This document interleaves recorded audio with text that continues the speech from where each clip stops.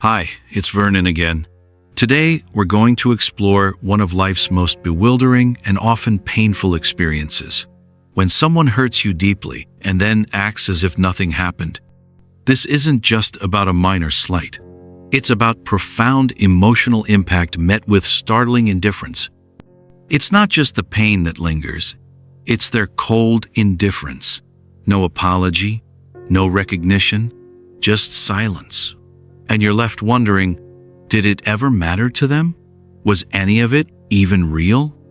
If that question haunts you, you need to watch this video till the end, because the answer isn't about you. Today, we'll uncover the 3 real reasons why people hurt you and then act like nothing happened. You'll finally understand the truth behind the mindset of those who treat you this way, and most importantly, how to find peace beyond the pain.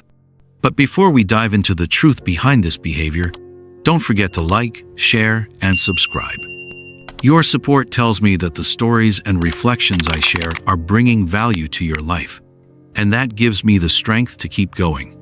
Because this journey isn't just about answers, it's about offering wisdom, especially for those of us navigating life after 60, where every insight matters even more. Now, let's discover the first reason might surprise you, because it's not always rooted in cruelty, but in something far more fragile. Reason 1. The veil of unfelt consequences, a lack of empathy and emotional maturity. Sometimes the greatest wound isn't the hurt itself, it's the fact that the person who caused it seems completely unaffected by what they did. And often, that indifference doesn't come from cruelty. It comes from a lack of something far more subtle, emotional maturity. You see, not everyone grows up learning how to sit with discomfort, especially the discomfort of someone else's pain. Some people are raised in environments where emotions are swept under rugs, where apologies are seen as weakness, and where emotional reflection is simply absent. So when they hurt someone, and that moment calls for accountability, empathy, or even just a pause, they don't show up. Not because they want to harm, but because they genuinely don't know how to be present in that space. I remember a man named James I met in my late 30s. He was a war veteran, brilliant in strategy and discipline, but when it came to emotional matters, there was a kind of vacancy in his eyes. His wife once told me, "He's never said sorry in all our years together, he just goes quiet." And that silence, that inability to process or express emotional regret, it wasn't hostility. It was limitation. James had never been taught the emotional language many of us take for granted. It struck me in that moment how easily brilliance in one part of life can mask blindness in another. A person may navigate the complexities of war or business with ease, yet falter in the delicate terrain of human emotion. True wisdom, I've come to see, isn't measured by what we know, but by our willingness to feel, to face discomfort, and to stay present when it matters most. Modern psychology has a term for this: emotional neglect. And it doesn't always come from bad intentions. It can come from families that prized performance over presence, appearance over authenticity. In those systems, a child can grow up physically safe but emotionally malnourished. And as adults, they carry that same emotional underdevelopment into relationships, often hurting others without fully realizing the depth of what they've done. That's why recognizing emotional immaturity is not about excusing harm, it's about understanding the source. Because once you see that someone simply doesn't have the tools, you stop expecting them to build what they were never taught. You stop begging for an apology they're emotionally unequipped to give. But not all silence is born from emotional absence. Sometimes, it's not a lack of awareness, but a choice, a deliberate withdrawal that creates imbalance. So we must ask ourselves, is their quiet simply avoidance, or a subtle way of keeping control without saying a word? Let's now turn toward a more unsettling possibility. Silence that isn't rooted in confusion, but in intention. Reason 2. The quiet game. When silence becomes emotional leverage. There's a kind of silence that doesn't come from a lack of emotional tools. It comes from an intent to destabilize. This silence is measured. It appears after conflict, when you expect conversation, resolution, or even just acknowledgement. But instead, there's absence, and it stretches out like a fog. This is often known in psychology as the silent treatment, and it's one of the oldest forms of emotional manipulation. It may look passive, but it's deeply controlling. When someone withdraws emotionally without explanation, they force you into a position of uncertainty. You begin questioning your actions, your worth, even your memory of what happened. I remember a time in my early 60s when I found myself caught in a similar pattern. After a heated exchange with someone close to me, I reached out the next day, hoping for dialogue. But what met me was silence. Cold, deliberate, unyielding silence. Days passed, then a week. No response, no acknowledgement. And slowly, I began to question myself. Did I overreact? Did I say too much? Should I be the one to reach out again, even though I was the one hurt? In that space of silence, I realized something quietly painful. It wasn't just about emotions running high. It was about control. Their silence dictated the emotional rhythm of the relationship. I was left chasing clarity, while they held the power in absence. That experience left me feeling hollow, like my voice had disappeared into a void. It's what researchers now refer to as a subtle form of gaslighting, where silence is used not just to avoid, but to distort. You begin to second-guess what was clear only days before. The goal, whether conscious or unconscious, is not resolution, it's control.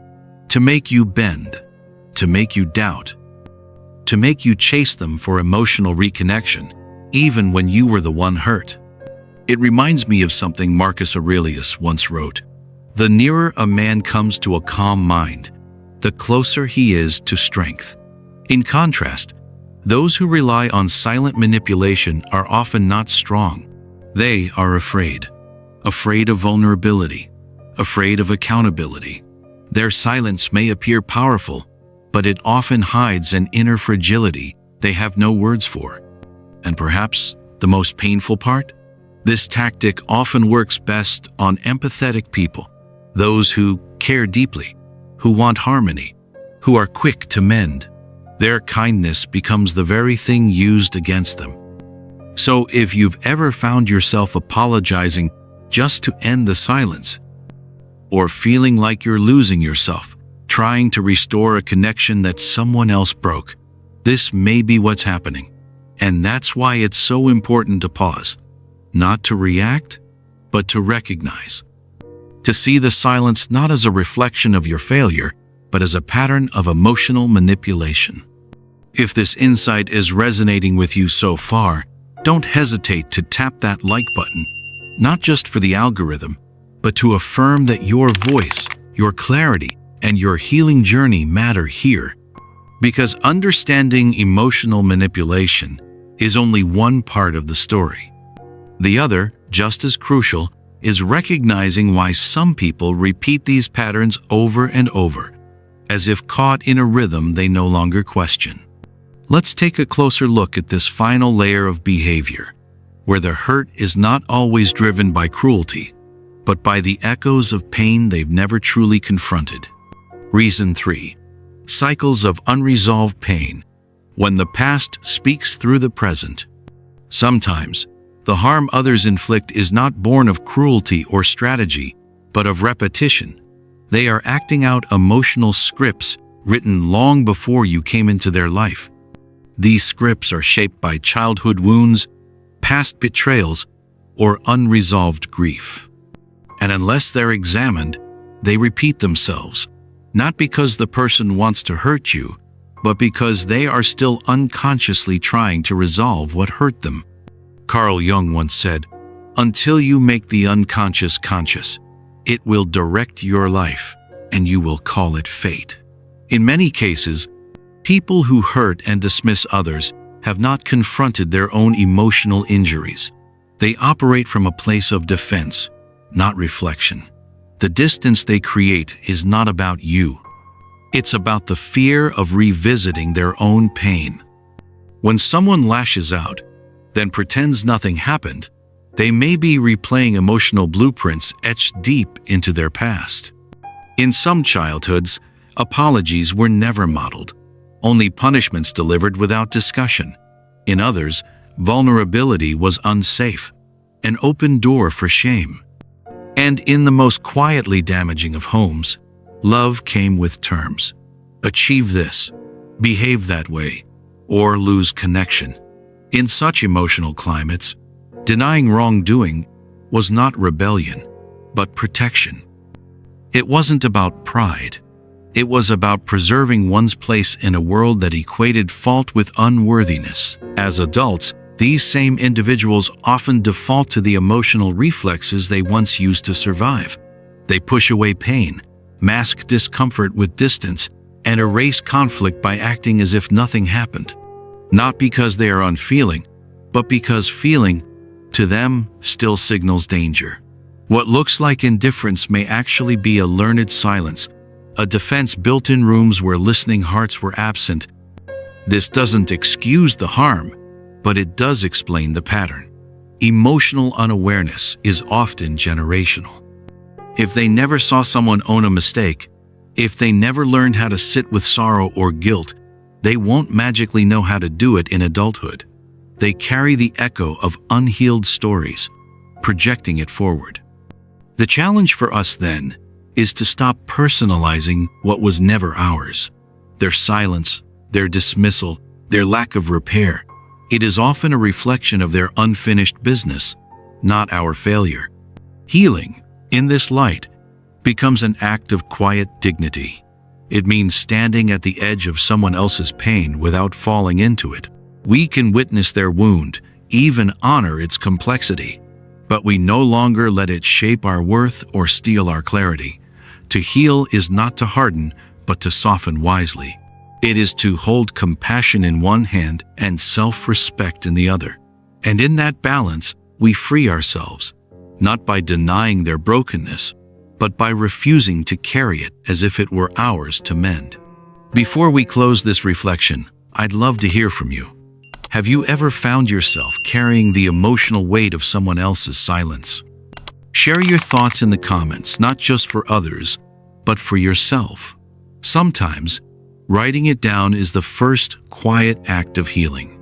In the end, true freedom comes not from their apology, but from our awareness. When we see the wound behind the wound, the story beneath the silence, we begin to reclaim our peace. And that peace is what no one can take away. Conclusion. If you've made it this far, I want to thank you, not just for listening, but for staying open. What we've explored today isn't light. It asks us to confront behaviors that confuse, hurt, and often leave us feeling invisible. But if there's one truth I hope you carry with you, it's this. The way someone treats you after causing harm says more about their inner state than your worth. In the teachings of Seneca, he reminds us, we suffer more in imagination than in reality. And while emotional wounds are real and valid, we often amplify our suffering by seeking meaning in another's silence, validation in their recognition, or peace in their apology. True wisdom comes not from being untouched by pain, but by learning where pain ends and self-abandonment begins. This isn't a call to harden your heart. On the contrary, it's an invitation to soften more wisely, to let go of the need to be understood by those who do not yet understand themselves, to return your energy inward, to the quiet rebuilding of trust within. So if you're still holding on to the echo of someone's silence, ask yourself, is it theirs you're carrying, or your own voice you've silenced in response? Healing may begin the moment you choose to speak kindly to yourself again. And if this reflection has given you even a sliver of clarity, share it, pass it forward, because wisdom, like healing, deepens each time we dare to say, I see it now, and I choose peace. If this message touched something in you, a memory, a moment, a quiet truth, I invite you to like, share, and subscribe.